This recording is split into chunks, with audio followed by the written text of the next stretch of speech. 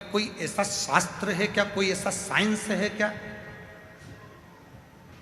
तो हमने कहा तुम्हारे गूगल में सर्च करो क्या वो साइंस है। तो पंडित राघव मिश्रा जी ने उसको निकाला और उसको निकाल कर वो हमको बता रहे थे। कहाँ बैठे हैं वो? राघव कहाँ है?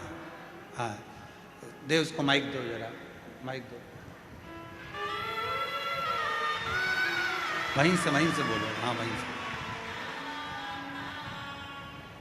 कि तितली उड़ती है तो उसके पंख किस दिशा में जा रहे हैं उसका भी असर संसार के लोगों पर पड़ता है, तो एक बेलपत्री की डंडी का भी असर पड़ता है। ये गूगल कह रहा है, ये रिसर्च सेंटर कह रहा है, ये साइंस कह रहा है। प्रदीप मिश्रा तो बाद में बोला है। ये सब चीजें लोग उसको अनुभव कर रहे हैं कि बेलपत्र की डंडी प्रदीप मिश्रा जी ने यहाँ चढ़वा दी, दुर्वा यहाँ चढ़वा दी, जल यहाँ चढ़वा दिया, स्थान पर गेहूं चढ़वा दिया, चावल का स्थान ये बता दिया। तो इसका असर क्या होता है? आपने जिसको पढ़ा है क्या कहते हैं उसको? Butterfly effect. साइंस में एक बटरफ्लाई इफेक्ट बताया गया, जिसमें बताया गया कि एक चींटी अगर कन्याकुमारी में चल रही है तो उसका असर कश्मीर में पड़ रहा है। जोरदार ताली बजाकर साथ हो। चींटी कन्याकुमारी में चल रही है तो उसका असर वो कहे बटरफ्लाई इफेक्ट।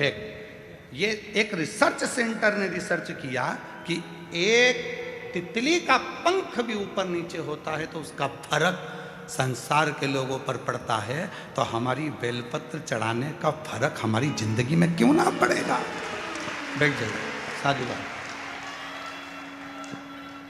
हमने कहा हम इसको बोलते आ रहे हैं, लगभग हमको बोलते इन सब चीज़ों को सालों हो गए। तो जरा अब इस पर साइंस कितना काम कर रहा है वो देखो, साइंस काम कितना कर रहा है वो देखो। तो राघव जी ने उसको सर्च मारा, निकाला, फिर उन सब सर्चों को देखा गया कि कितना कितना कौन कौन से देश पर केवल जरा से पंख का असर कितना होता है। फूल की दिशा, आज दुनिया के लोगों को तो भगवान को फूल चढ़ाना भी नहीं आता।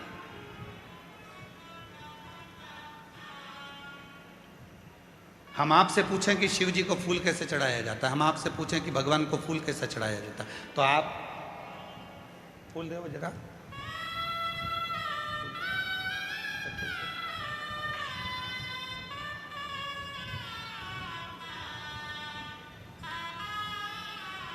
आप और हम फूल कैसे चढ़ाते हैं?